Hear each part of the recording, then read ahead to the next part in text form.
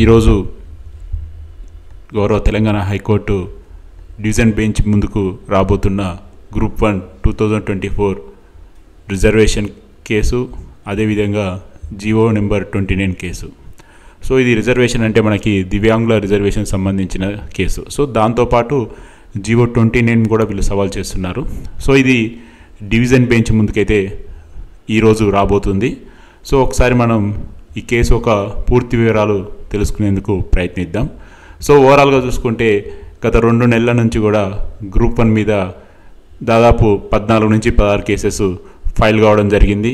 So అవన్నీ కూడా ఒక వరుస క్రమంలో ప్రతి వారం ఏదో కేసు వాయిదా రూపంలో గౌరవ హైకోర్టు బెంచ్ ముందుకు వస్తూనే ఉంది. సో ఇన్ని రోజుల తర్వాత దాదాపు 2 నెలల తర్వాత మెయిన్ స్ట్రీమ్ మీడియా కూడా గ్రూప్ 1 మీద వచ్చే వార్తల్ని ఫస్ట్ టైం ప్రచురించడం జరిగింది. సో మీరు పక్కనున్న హెడ్డింగ్ చూడొచ్చు, ఈనాడు పేపర్ ఇది. సో ఈనాడులో చాలా రోజుల తర్వాత గ్రూప్ 1 మీద ఒక ఆర్టికల్ని అయితే పబ్లిష్ చేయడం జరిగింది. సరే వాళ్ళు ఏం పబ్లిష్ చేశారన్నది ఒకసారి తెలుసుకునేందుకు ప్రయత్నిద్దాం. నిబంధనల సవరణల ప్రభావం ఏంటో చెప్పండి, గ్రూప్ 1 పై ప్రభుత్వానికి హైకోర్టు ఆదేశం. గ్రూప్ 1 నియామకాలకు సంబంధించిన నిబంధనలు సవరించడం వల్ల అభ్యర్థులు ఎలాంటి ప్రభావం ఉంటుందో చెప్పాలని ప్రభుత్వాన్ని సోమవారం హైకోర్టు ఆదేశించింది. గత నిబంధనలతో అభ్యర్థులకు ఎలాంటి ప్రయోజనాలు ఉండేవి, సవరణ తర్వాత జరిగిన మార్పులపై స్పష్టతను ఇవ్వాలని సూచించింది.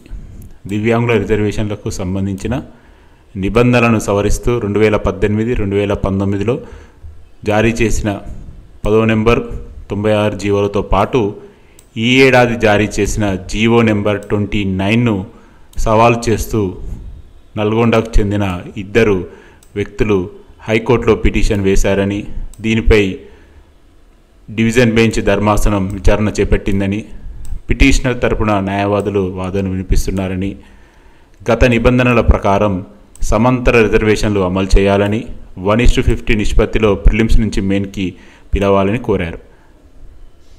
ధర్మాసనం జోక్యం చేసుకుంటూ సర్వీస్ వ్యవహారాలపై సింగిల్ జడ్జ్ విచారించాల్సి ఉండగా ఈ ధర్మాసనం ముందుకి ఈ పిటిషన్ ఎలా వచ్చిందని ప్రశ్నించింది. నిబంధనల సవరణ వల్ల గతానికి ప్రస్తుతానికి ఉన్న తేడాని వివరించాలని ప్రభుత్వాన్ని ఆదేశిస్తూ విచారణ 25కు వాయిదా వేశారు. సో ఇది కొద్దిగా డిఫరెంట్ కేసు. చాలామందికి ఒక డౌట్ ఉంది, ఆల్రెడీ జీవో 29 మీద గౌరవ హైకోర్టు సింగిల్ బెంచ్ ముందు కేసెస్ పెండింగ్ ఉండగా డివిజన్ బెంచ్ దగ్గరికి ఎలా వచ్చిందని. సో ఇక్కడ కూడా అదే పేపర్ వాళ్ళు కూడా రాయడం జరిగింది. సో ఇక్కడ ఇది 2 కేసెస్ క్లబ్ చేయడం వల్ల డివిజనల్ బెంచ్కి వెళ్ళినట్టుగా ఇక్కడ మనకు తెలుస్తుంది, జస్ట్ ఐడియా. సో ఇక్కడ ఏంటంటే వాళ్ళు ఆల్రెడీ హార్జెంటల్ వర్టికల్ రిజర్వేషన్ గురించి ఏదైతే గతంలో చేంజ్ చేశారో దాన్ని సవాల్ చేస్తూ జీవో 29 కూడా యాడ్ చేయడం వల్ల డివిజన్ బెంచ్ ముందుకు వెళ్ళినట్టు మనకి ఈ మ్యాటర్ని బట్టి తెలుస్తుంది. సో ఓవరాల్గా చూసుకుంటే డివిజన్ బెంచ్ ముందుకైతే జీవో 29 ఇష్యూ కూడా వచ్చింది.